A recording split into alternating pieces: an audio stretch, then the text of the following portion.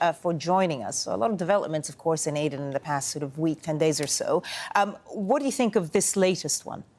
I think it's a very welcome turnaround for those who are supporting the internationally recognised government, for those who believe in the outcomes of the national dialogue that took place that brought about this government. The reason being is that everybody thought that the UAE, which has been backing the southern separatists for a number of years now, they believed that the UAE wanted to carve up Yemen, wanted to pursue this independent foreign policy, agree with the Iranians under the table. Remember, Iran was using Dubai as the port to circumvent the sanctions, and essentially they leave Saudi out to dry. They had been telling, Mohammed bin Zayed had been telling bin Salman that there are only two powers that can fight the Houthis. The Muslim Brotherhood, who we hate, backed by Qatar, or the southern separatists. Bin Salman asked bin Zayed, he said, but I'm worried that these people will do an independence bid. Bin Zayed kept assuring him that they were the less of the two evils and I can control them. When the southern separatists did a coup on Aden, and remember, the Twitter army of the UAE, Dhahi Khalfan, Abdul Khaliq, Abdullah, they were on Twitter saying that Yemen united is a myth. It was never united. They were preparing for this.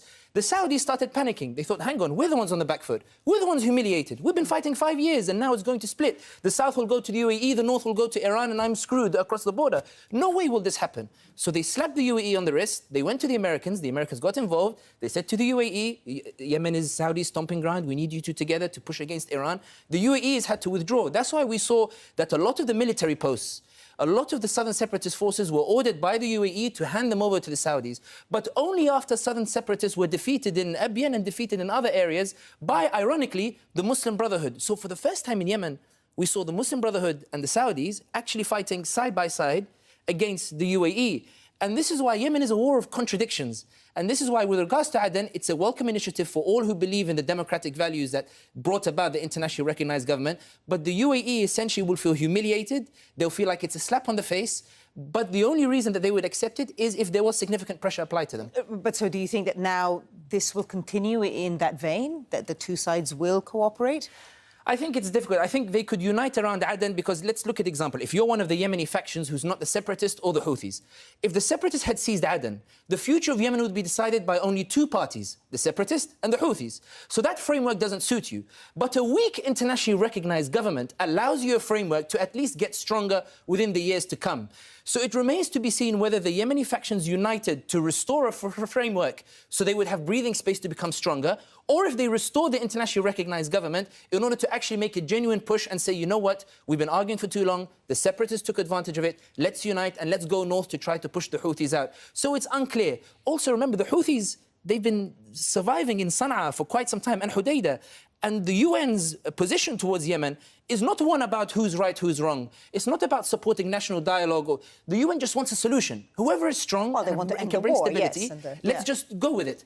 And this is the reason why, because when the UN suggests to the Houthis that we'll recognize your power, because you're powerful, we'll negotiate with you, you send a message to the rest of Yemen's tribes. In other words, if I can take enough cities, and if I can last in those cities long enough, the UN will recognize me. The UN doesn't care about democracy or the principles or the national dialogue that brought about all of the parties together to agree to a government. UN recognizes power. Houthis, 5 years in Sana'a and Hudaydah. Let me take Ta'iz and Dhaleh and let me stay there 5 years. Then the UN will come and tell me, please come to the table and negotiate. And then I can form a government where I am the power until the UN decides that a national dialogue by all the parties that was agreed upon, that brought Hadi's government, which the Houthis then reneged on with weapons and seized the capital, until the UN believes that democracy is worth fighting for, it's worth sending troops, it's worth ousting the Houthis and forcing them to the agreement, then we'll have a free-for-all in Yemen and the strongest will win. So you're saying that until and if that happens, then the situation in Yemen is effectively stuck? It's essentially stuck. It's a stalemate. Yemen is renowned. Abdel Nasser went into Yemen in the 50s and 60s.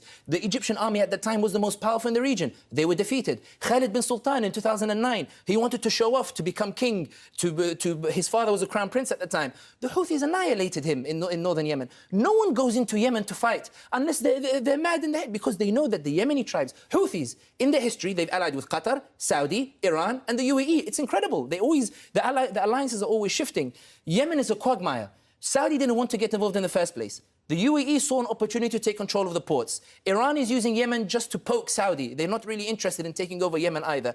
And the Houthis believe, finally our time has come. From the 60s, we've been fighting to try to become the main power. This is our golden chance. And the southern separatists are saying, 94, we lost the war, Yemen became united, we want to be our own independent state, all our resources are going north. So there's all these very different agendas.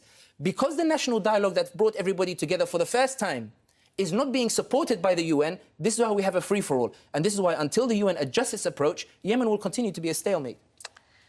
Sami Hamdi, editor of International Interest. It's a very complicated situation. Thank you for talking to us about it. Thank you.